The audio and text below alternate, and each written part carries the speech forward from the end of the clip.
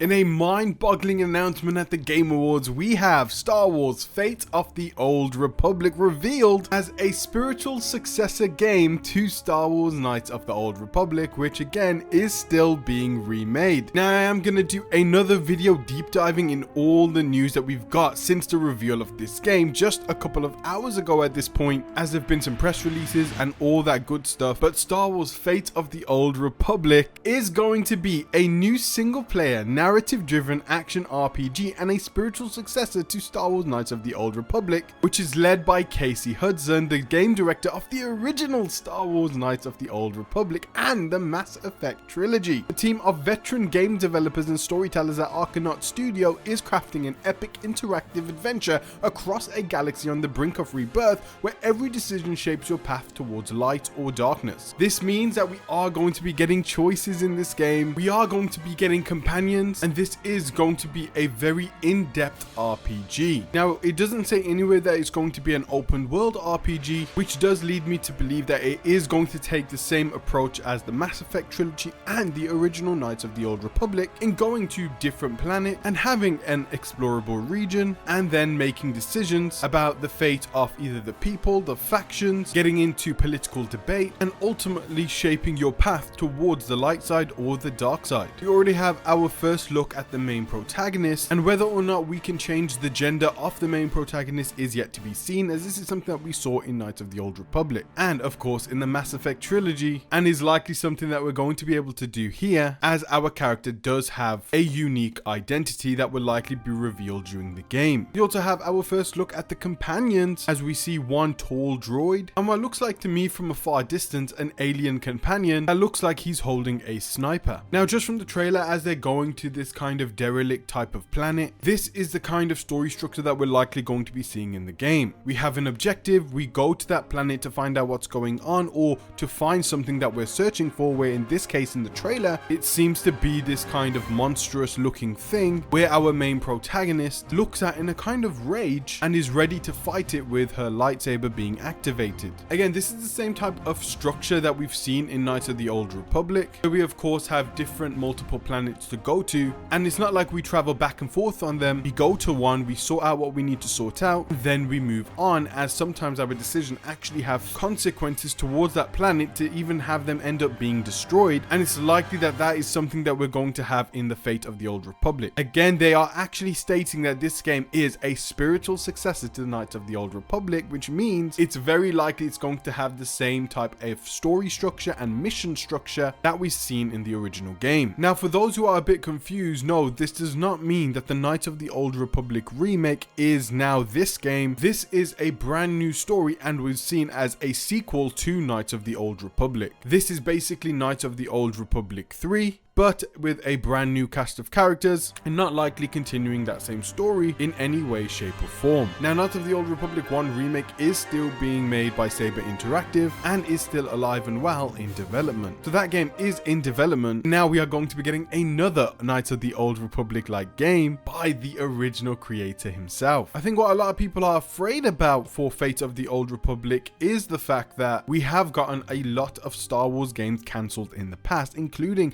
Knights of the Old Republic. The remake was actually cancelled and then moved over from Aspire to Saber Interactive, and it was in development hell for a long time, but now it does seem like it is on track. It's just taking a long time, of course, because when Knights of the Old Republic was announced, it was just that. It was announced but not actually properly in development, as that was kind of an ad to get people into the studio, hype up investors, and this seems to be the same case here. Now, this is a brand new studio made by veterans of the industry, and of course the guy who created and was the game director of not only the Mass Effect trilogy but Knights of the Old Republic. So this game is seemingly in very safe hands in terms of from a quality standpoint. However, that is still the fear, is that maybe in 5 to 6 months we hear nothing of this game, which we likely won't, and then around 1 to 2 years down the line we all will ask ourselves what happened to Fate of the Old Republic, as the game has been silenced for years, like the Star Wars Eclipse game, like Star Wars Knights of the Old Republic, like Star Wars 1313, which was was cancelled. Like Amy Hennig, the game director on the Uncharted games, her game Star Wars Project Ragtag was also cancelled, and it's just that a lot of Star Wars games have a very bad history with being announced and silent, then the game is either cancelled or stuck in development hell. But why does this matter? Well, of course it shows that we are going to be getting more Star Wars story in the Old Republic era. With the amount of views this trailer has gotten, with 1.2 million just on the Star Wars channel alone in under 24 hours, shows the fan anticipation for another Old Republic game. Seeing a lot of the fan reactions, which you can add me in there as I went crazy when this game was announced, it actually shows Saber Interactive that yes, people still want Knights of the Old Republic remake. It hasn't lost its hype, and that yes, when they have something more to show with their Knights of the Old Republic remake, a lot of people are going to be very, very excited. Also affecting the film industry, when we get the eventual release of this game, which I expect in around 2028 to 2029, if successful and critically received, it will actually show Disney and Lucasfilm that yes, people want stories once again in the Old Republic era. It will likely lead to, hopefully this time, Star Wars Old Republic shows and movies too. But I have so much more to deep dive into this game, as we've got press releases, we've got background on the Arcanaut Studio who is creating this game. So that's going to be my next Fate of the Old Republic video. So guys, subscribe, stay tuned, and I am going to be uploading that breakdown soon, so go ahead and subscribe. I've also got updates on the Knights of the Old Republic game, and also more Star Wars games on this channel, which I have broken down and gone through all the leaks, rumors, and updates for those games, which I'll leave in the description, pinned comment section below. Bye bye.